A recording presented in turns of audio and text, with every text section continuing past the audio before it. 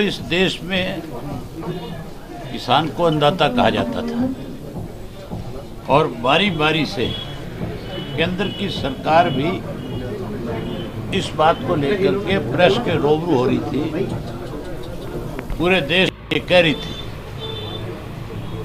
कि हमें इस बात को लेकर के पीड़ा है कि जो देश का अन्नदाता है वो आज -डिग्री के टेम्परेचर में सड़कों पे करके धरने दे रहे हैं।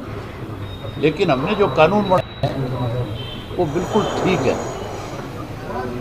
अगर कानून ठीक होते तो फिर उनको ये बात कहने की जरूरत नहीं थी।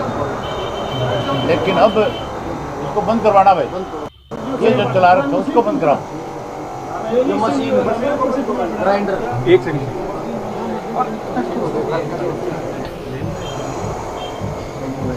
कि जो अन्नदाता के लिए लड़ रहा था,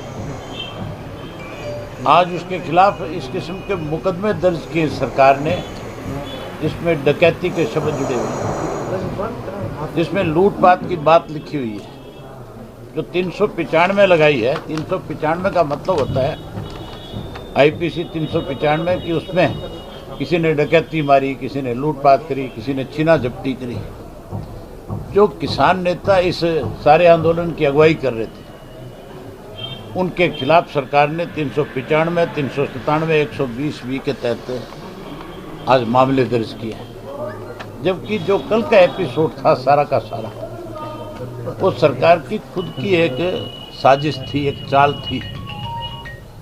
हमारे यहाँ गाजीपुर बॉर्डर लगता है, दिल्ली के चारों तरफ में बाकी सारे हरियाणा के बॉर्डर हैं, और हजारों ट्रैक्टर ने हरियाणा के जो बॉर्डर थे वहाँ से मार्च किया। कहीं कोई अनहोनी घटना नहीं घटी, कोई छोटा मोटा झगड़ा विवाद नहीं था। लेकिन गाजीपुर का बॉर्डर क्योंकि यूपी का था और यूपी में इनकी अपनी गवर्नमेंट थी, वहाँ इन्होंने कुछ ऐसे असामाजिक तत्व जो है, जो पिछले कई दिन से ये बारी बारी कह रहे थे कि इसमें आंदोलन में कुछ ऐसे लोग हैं जो कोई ना कोई गड़बड़ करेंगे। लेकिन किसान संगठन के जो लोग थे उन्होंने तो एक एक ट्राली पे भी पहरा दे रखा था। ट्राली में जो बैठे हुए लोग थे उनमें एक की जिम्मेवारी होती थी भी बाकी सब सो जाओ, एक आदमी सारी रात पहरा देगा, कोई असामाजिक तत्व हमारे बीच में न आ जाए। वहाँ तो बहन बेटियाँ सो रही थी, कोई विवाद झगड़ा नहीं था। वहाँ छोटे छोटे बच्चे सो रहे थे, उनको कोई तकलीफ नहीं थी। वहाँ 85 साल के बुजुर्ग सो रहे थे, उनको कोई तकलीफ नहीं थी।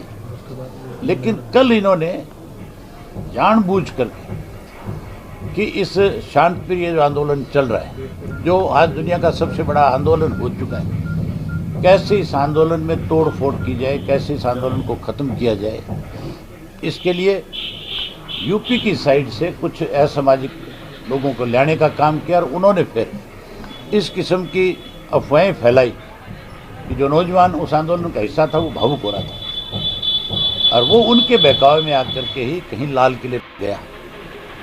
लाल किले पे जाने के बाद जो शरारती थे उन्होंने तो अपनी स्वार्थ कर ली, जो सरकार का षड्यंत्रकारी था उसने अपना काम किया। लेकिन जो किसान की अनदेखी हुई है, जिस तरह से 26 जनवरी की आड़ में किसानों पे झूठे मुकदमे बनाए गए हैं, जिस तरह से 3 काले कानून थोप करके किसान को प्रताड़ित किया जा रहा है, वो हमने आपस में बैठ करके एक फैसला किया कि अगर ये काले कानून 26 जनवरी तक वापस नहीं हो तो फिर